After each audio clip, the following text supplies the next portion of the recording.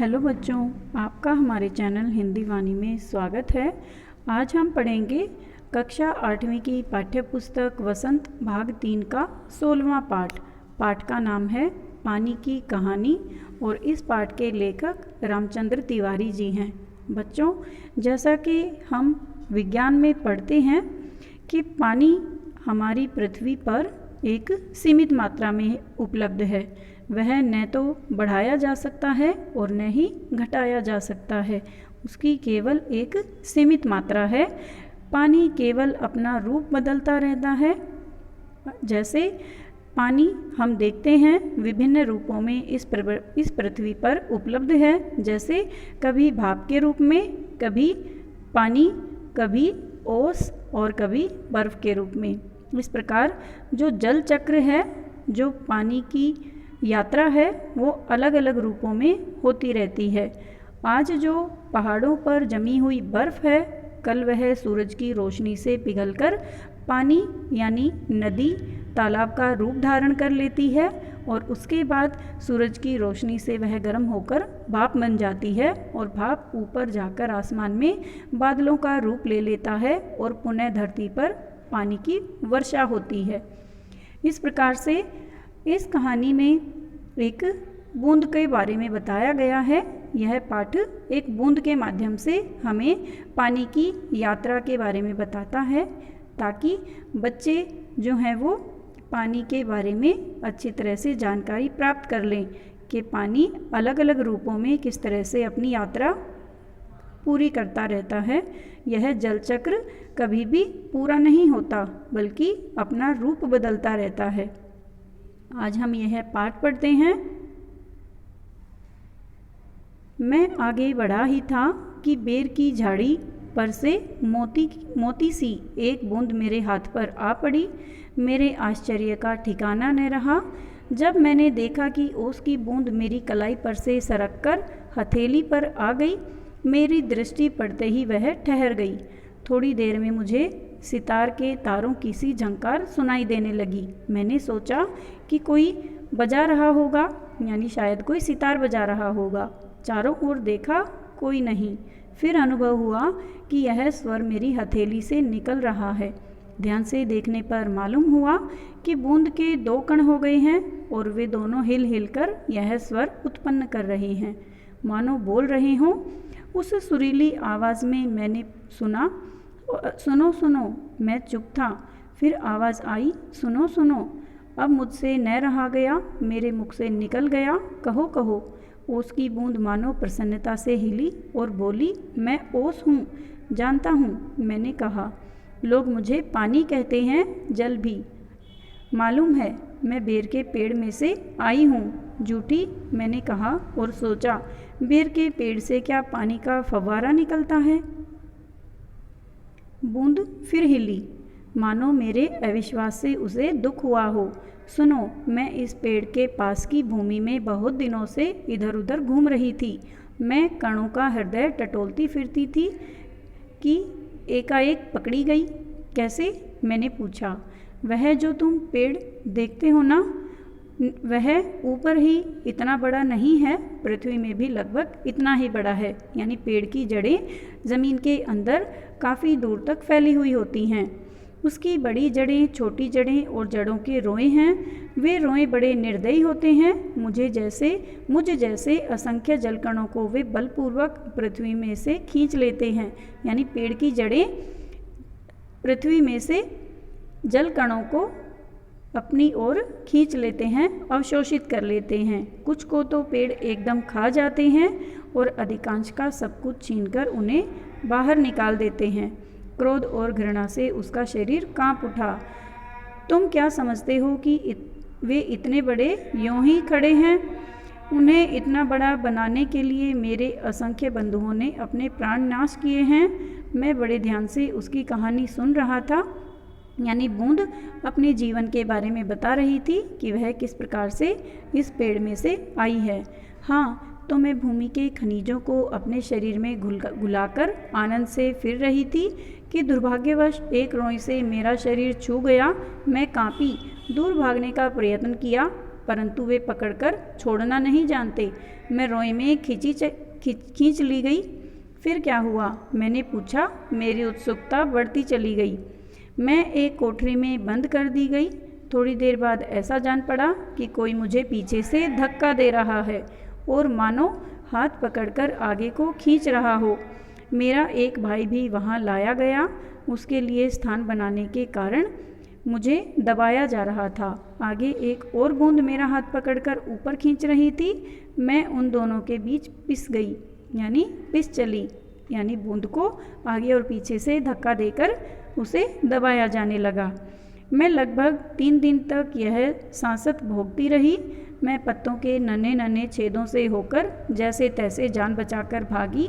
मैंने सोचा था कि पत्ते पर पहुंचते ही उड़ जाऊंगी, परंतु बाहर निकलने पर ज्ञात हुआ कि रात होने वाली थी और सूर्य जो हमें उड़ने की शक्ति देते हैं जा चुके हैं और वायुमंडल में इतने जलकण उड़ रहे हैं कि मेरे लिए वहाँ स्थान नहीं है। तो मैं अपने भाग्य पर भरोसा कर पत्तों पर ही सिकुड़ी पड़ी रही।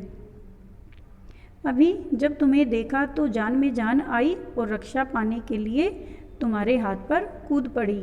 इस दुख और भावपूर्ण कहानी का मुझ पर बड़ा प्रभाव पड़ा। मैंने कहा, जब तक तुम मेरे पास हो कोई पत्ता तुम्हें ना छू सकेगा। भैया, तुम्हें इसके लिए धन्यवाद है। मैं जब तक सूर्य न निकले तभी तक रक्षा चाहती हूँ। उनका दर्शन करते ही मुझ में उड़ने की शक्ति आ जाएगी। मेरा जीवन विचित्र घटनाओं से परिपूर्ण है। मैं उसकी कहानी तुम्हें सुनाऊंगी तो तुम्हारा हाथ तनिक भी ना दुखेगा। अच्छा सुनाओ। अब कवि ने कहा कि अच्छा सुनाओ। बहुत दिन हुए मेरे पुरखे हाइड्रोजन यानी हाइड्रोजन और ओक्सीजन यानी ऑक्सीजन नामक 2 गैसें वायुमंडल में लपटों के रूप में विद्यमान थी। यानी जो पानी है उसका निर्माण हाइड्रोजन और ऑक्सीजन से होता है जो वायुमंडल में विद्यमान रहती हैं। सूर्यमंडल अपने निश्चित मार्ग पर चक्कर काट रहा था। वे दिन थे जब हमारे ब्रह्मांड में उथल पुथल हो रही थी। अनेक ग्रह और उपग्रह बन रहे थे।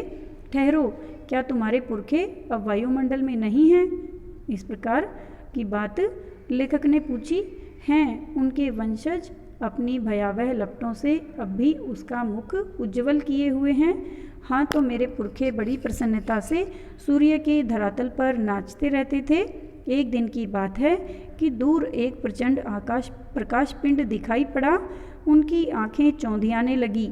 यह पिंड बड़ी तेजी से सूर्य की ओर बढ़ रहा था। ज्यों-ज्यों पास आता जाता था उसका आकार बढ़ता जाता था। यह सूर्य से लाखों गुना बड़ा था। उसकी महान आकर्षण शक्ति से हमारा सूर्य कांप उठा।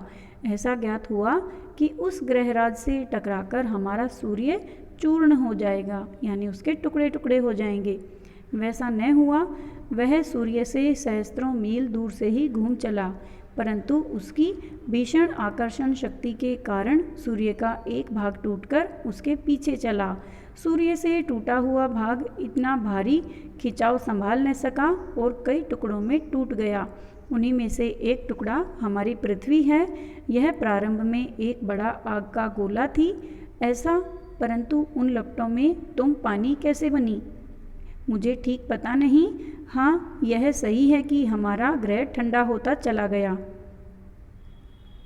और मुझे याद है कि अरबों वर्ष पहले मैं हाइड्रोजन और ऑक्सीजन के रासायनिक क्रिया के कारण उत्पन्न हुई हूँ। यानी बूंद ने इस धरती की उत्पत्ति के बारे में बताया और अपने जन्म के बारे में बताया, यानी हमारी पृथ्वी पर पानी किस प्रकार उत्पन्न हुआ। उन्होंने आपस में मिलकर अपना प्रत्यक्ष अस्तित्व गंवा दिया है और मुझे उत्पन्न किया है। मैं उन दिनों भाप के रूप में पृथ्वी के चारों ओर घूमती फिरती थी। उसके बाद न जाने क्या हुआ। जब मुझे होश आया तो मैंने अपने को ठोस बर्फ के रूप में पाया। मेरा शरीर पहले भाप रूप में था, वह अब अत्यंत छोटा हो गया था। वह पहले से कोई 17वां भाग रह गया था। मैंने देखा मेरे चारों ओर मेरे असंख्य साथी बर्फ बने पड़े थे। जहाँ तक दृष्टि जाती थी बर्फ के अतिरिक्त कुछ न दिखाई पड़ता था। जिस समय हमारे ऊपर सूर्य की किरणें पड़ती थी तो सौंदर्य बिखर पड़ता था। हमारे कितने साथी ऐसे भी थे जो बड़ी उत्सुकता से आंधी में ऊंची उछलने कूदने के लिए कमर कसे तैयार बैठे रहते थे। बड़े आनंद का समय रहा होगा वहाँ। इस प्रकार की बात लेखक ने पूछी। बड़े आनंद का। कितने दिनों तक? कई लाख वर्षों तक। कई लाख? हाँ, चौकों नहीं। मेरे जीवन में 100-200 वर्ष दाल में नमक के समान भी नहीं है। यानी पानी की जो कहानी है वो बहुत पुरानी है। पानी का जन्म बहुत साल पहले हुआ था। मैंने ऐसे दीर्घजीवी से वार्तालाप करते जान अपने को धन्य माना और ओस की बूंद के प्रति मेरी श्रद्धा बढ़ चली। यानी अब लेखक ने यह जान लिया कि पानी की बूंद बहुत पुरानी है, यानी इसका जन्म लाखों वर्ष पहले हुआ था।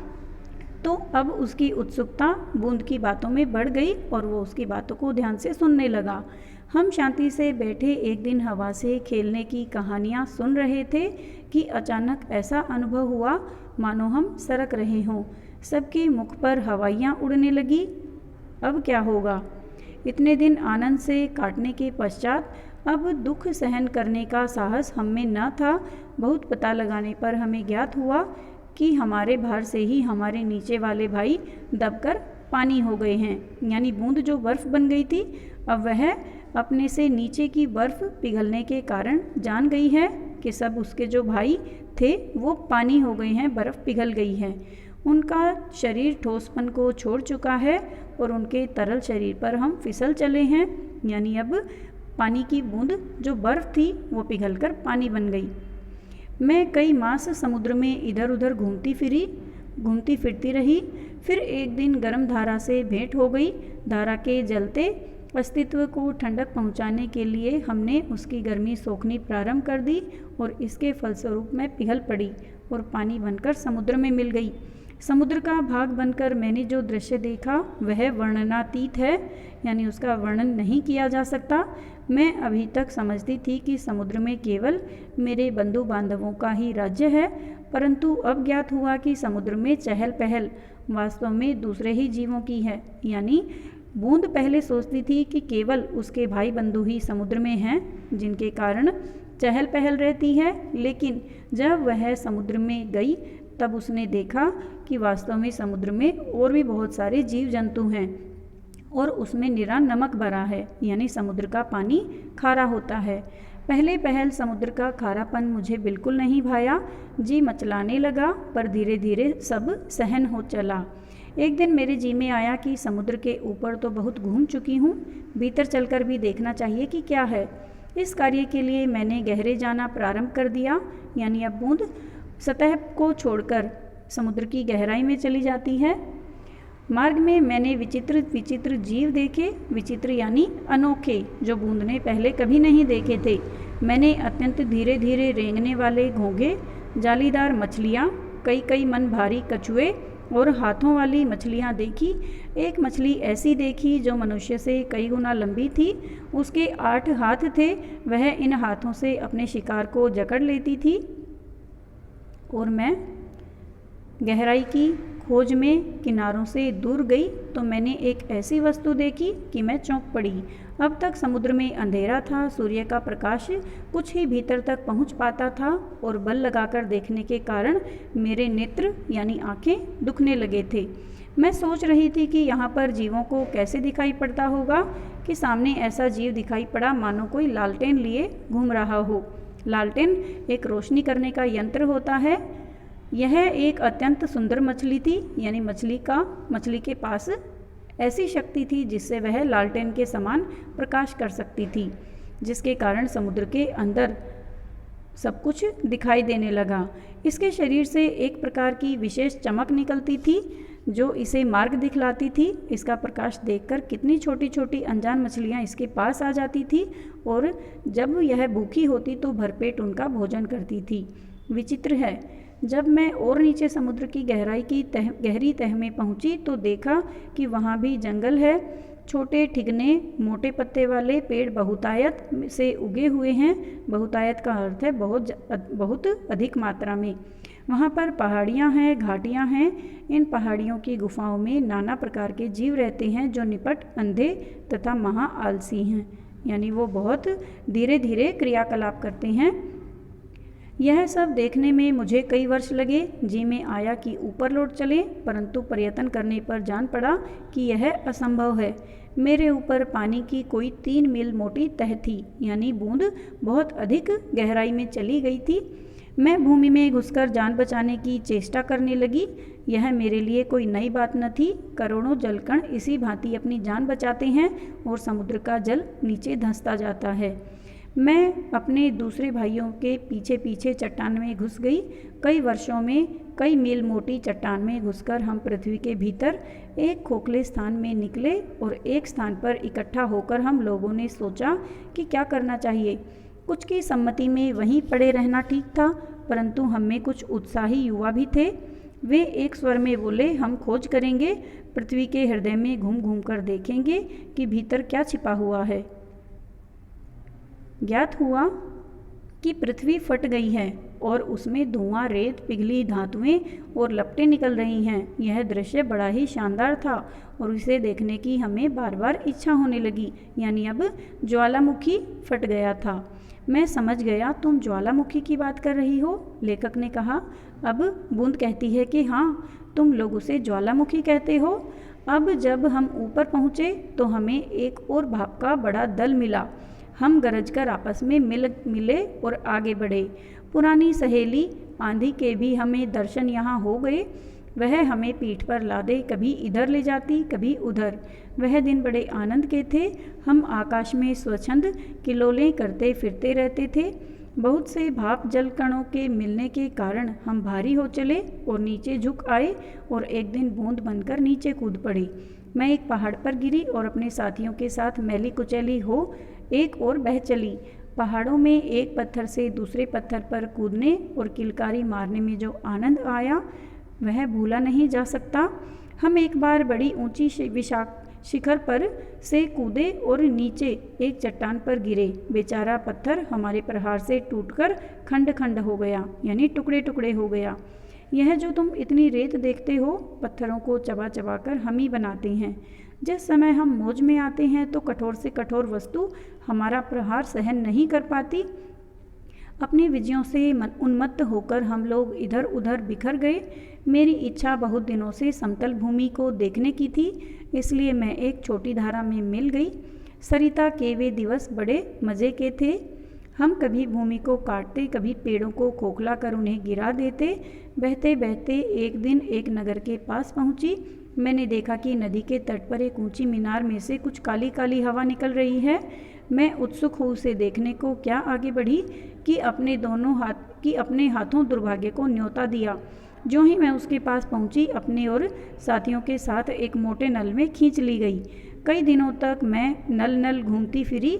मैं प्रतिक्षण उसमें से निकलकर भागने की चेष्टा में लगी रही। भाग्य मेरे साथ था। बस एक दिन रात के समय मैं ऐसे स्थान पर पहुंची जहां नल टूटा हुआ था। मैं तुरंत उसमें से होकर निकल भागी और पृथ्वी में समा गई। अंदर ही अंदर घूमते घूमते इस बेर के पेड़ के पास पहुंची। वह रुकी। सूर्य निकल आए थे, यानी बूंद अपने जीवन की कथा सुना रही थी कि तभी रात समाप्त हो गई थी और सूरज निकल आए थे। बस मैंने कहा, हाँ, अब तुम्हारे पास नहीं ठहर सकती। सूर्य निकल आए हैं, तुम मुझे रोक कर नहीं रख सकते। इस प्रकार की बात बूंद ने लेखक से कही। वह ओस की बूंद धीरे धीरे घटी और आँखों से ओझल हो गई। यानी इस प्रकार से ओस की बूंद ने लेखक को अपने जीवन की कहानी सुनाई कि किस प्रकार हमारी पृथ्वी का निर्माण हुआ था तथा जो पानी है, जो जल चक्र है, वो किस प्रकार पृथ्वी पर अलग अलग रूपों में से होते हुए इस पृथ्वी पर घूमता रहता है। पानी को ना तो घटाया जा सकता है, ना ही बढ़ाया जा सकता है, बल्कि उसका केवल रूप बदलता रहता है। कभी वह बर्फ़ के रूप में हमारी पृथ्वी पर विद्यमान होता है, कभी भाप के रूप में, कभी बादल और कभी नदी और झील और तालाब के रूप में। उम्मीद है बच्चों आपको यह पाठ, इसका सार समझ में आ गया होगा। अगले भाग में हम इस पाठ से लिए गए अभ्यास के प्रश्नोत्तर पढ़ेंगे। यदि आपको यह वीडियो अच्छा लगा तो आप इसे अपने दोस्तों के साथ ज़रूर शेयर करें। धन्यवाद।